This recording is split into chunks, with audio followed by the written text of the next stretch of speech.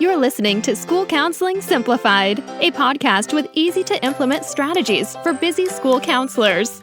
Here's your host, Rachel Davis from Bright Futures Counseling. Let's play a little game of Would You Rather, School Counselor Edition. Okay, would you rather spend your weekend planning a group or spend your afternoon sitting in irrelevant PD? Yikes. Or would you rather be the only counselor with no one to collaborate with, or to spend hours searching online for engaging activities? All of these options are pretty bad, right? But unfortunately, they're all too real. But what if I told you I had a solution for you? What if I told you I had access to hundreds of school counseling lessons, groups, and activities, counselor-specific trainings on the topics you need most, and a community of like-minded school counselors to support you? You would say, yes, please. Well, that is what Impact is all about. Impact is my monthly membership for school counselors, and it helps you with all of these things. You get access to hundreds of resources. That's unlimited free downloads. Log in and get what you need right away to every single resource that's in my store. We add new resources each and every month. We're adding a new middle school and elementary resource each month, and some of these are bonus Impact exclusives, meaning that you can get resources just for members. You can request resources that you need and easily search so you can find exactly what you're looking for. And let's talk about the trainings, counselor-specific trainings on the topics you need most. We do these each and every month as part of our Coffee with the Counselor series. Impact members get to join for absolutely free. You earn PD certificates and you get exclusive access to members-only things like the Ultimate Small Group Experience and our Summer Summit Conference. And the community. Y'all, this is possibly my favorite part of Impact. I so look forward to jumping on these calls, to getting to know counselors who are similar to me and also completely different. It's so fun to hear from your experiences and your challenges, and everyone brings a unique perspective to the table. We have an exclusive online community, and we even have a cool app where you can chat with other counselors in these community circles. We have our monthly calls, like I mentioned, twice a month, and we share wins, troubleshoot tough cases, and just talk about what it's like to be a counselor, because so often we're on our own island at our school sites. So if any of that sounds like it's for you, I would love to see you inside Impact. Go to stressfreeschoolcounseling.com/impact to solve all of your counselor problems. And I have a special offer for my listeners. Use code POD at checkout to save 10% off your first month. Okay, let's go to today's episode. Thanks for listening to another episode of School Counseling Simplified. Happy December! December is such a fun but crazy time of year, right? As the semester comes to an end, you might be wrapping up some small groups or maybe not doing class lessons this month because you're only meeting for a couple weeks. Either way, you are still going to have kiddos come into your office, and you are still going to need activities to do in your lessons and groups that you're continuing. So I love to put a seasonal twist on things. I think it's just fun for me as the counselor, and it increases student engagement. A lot of times kids are starting to check out, so if we can make it fun and holiday themed, then they kind of get into it. So yeah, I want to share with you today my favorite December school counseling activities. Let's start with my all-time favorite, and that is my countdown to winter break. Now, I love the countdown to winter break. I created this resource because I had in mind like an advent calendar. I don't know if you guys ever had one of those as kids, where you turn the little page or the little flap, and behind it is a number, and you're counting down the days until Christmas Day. Apparently, a lot of people used to have chocolate under theirs or treats. Ours was just the number. We were just like, yay, 10 more days with no treat. That's kind of how I do my kids too. We're brutal, right? But either way, it's just kind of a fun thing, anticipatory. So I was thinking of how could I do something similar like this but make it appropriate for the school setting. So I came up with the countdown to winter break calendar. And what it is it's a countdown calendar of 20 different SEL activities. So there's an actual calendar with a countdown. So you can start it on the 1st and go to the 20th, but look at your school schedule and see when you guys get out, what makes the most sense. And then you're going to count down the days until winter break. So for example, this is perfect to use with those students who just pop in your office unexpectedly, or in an individual session where you're, looking for something to do. And you can say, okay, we have 10 days left. Let's open the flap under 10 and we'll see what the activity is. And then under each flap on the calendar is a corresponding SEL activity. So we're talking things like conflict resolution, friendship, I statements, social skills, self-control, self-regulation. All of these different topics are covered, but they're covered in a seasonal way. So it may be something like build a coping skills gingerbread house activity. And the cool thing is that you can have the accompanying activity, so you can do it with the countdown day, or you can ditch the calendar altogether if you just want to have different topics that are based, around the season. So for example, if you're like, oh, I'm already meeting with a self-regulation group, you can just snag that self-regulation one. Or if you're already meeting with a friendship group or a social skills group, you could grab those activities knowing they're seasonal. But the calendar is a pretty fun way to do it as well. Another thing to do is if you're just discovering this and you only have a few days left and you don't have the full 20, no worries. You can just have kiddos come in and they can just pick a random flap, and that's the activity they get to do with you. So there's a lot of fun ways to do it, and I just love this activity. The other thing I love to do is host a counseling holiday party.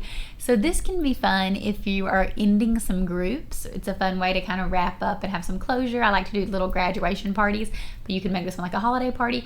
Or what I've done in the past is I've just had a holiday party where all of my counseling kiddos get to come in. So the parties kind of go in all day in my office over a couple days, and I'll just have the teachers send their students in who have seen me for counseling so far this year. Just send them in, for 30 minutes, and they can play games and we can have snacks and do crafts. It's just a fun way to end the year and celebrate. And you can also use activities in your holiday party to reinforce key counseling concepts, but with a seasonal twist.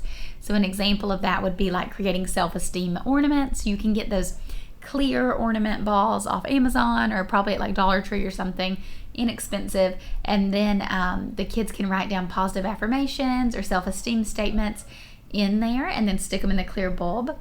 And then they can go home and put it on their tree or hang it in their room somewhere, and it just serves as a reminder of how awesome they are every time they see it.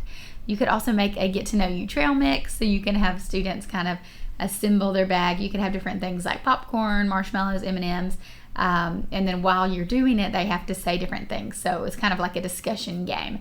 If you're going to put in a piece of popcorn, you need to name something you're good at. If you want to do marshmallows, name something that makes you smile or something you're grateful for. M&Ms, talk about a good choice you made today.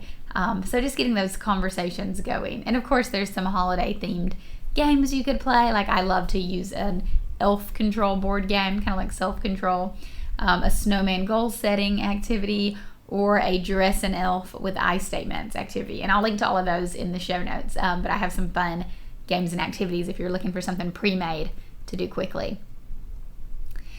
And then something I like to do that's not necessarily seasonal, but it does make sense to do in December, and that's to conduct a mid-year data checkup.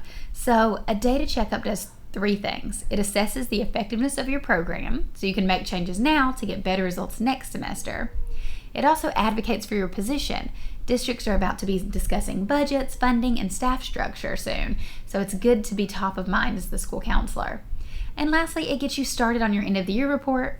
You're halfway done with organizing and analyzing the data that you'll want to review at the end of the school year. So doing a mid-year data checkup, just kind of seeing like, okay, let's analyze data and assess student progress. Let's look at self-assessments. Let's look at behavior surveys.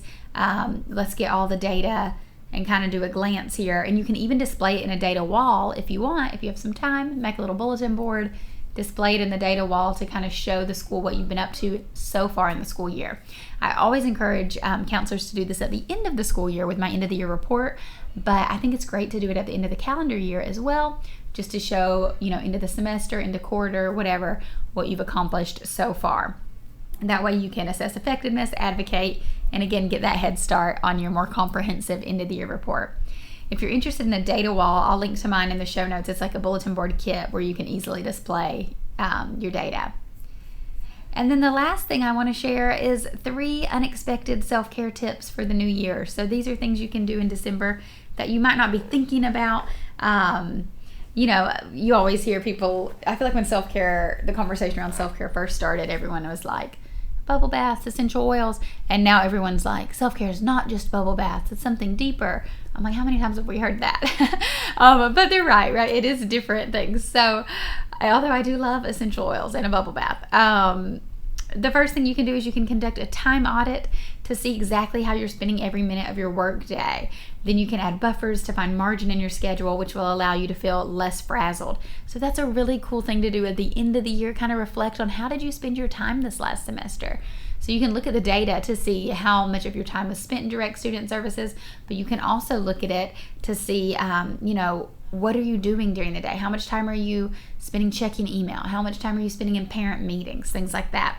And then you can kind of make some goals and a plan for the upcoming semester and be like, when we get back in January, I want to do these things differently. The second unexpected self-care tip you could do this time of year is to outsource. So if you have an intern or if you have student ambassadors, see if they can relieve you of some tasks. I used to have an intern and I'd be like, I gotta find her something to do. Let me put it on my to-do list, find intern something to do. That's totally backwards. Look at your to-do list and then outsource those things. Lighten your load, especially during this busy time of year.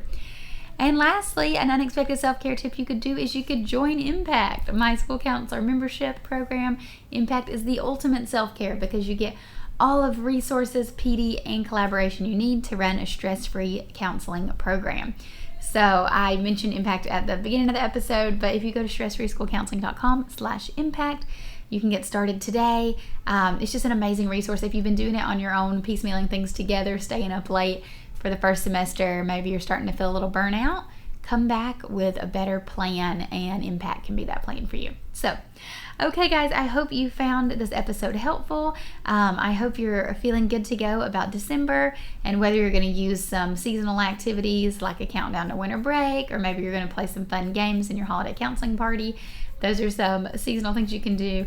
Or maybe if you're looking for more logistical things, you could do a data checkup or those unexpected self-care strategies. Okay guys, thank you so much for your time and I'll see you next week. Bye. Thanks for listening to School Counseling Simplified. You can find the links from today's episode in the show notes. If you'd like to connect with Rachel, she's on Instagram and Teachers Pay Teachers at Bright Futures Counseling.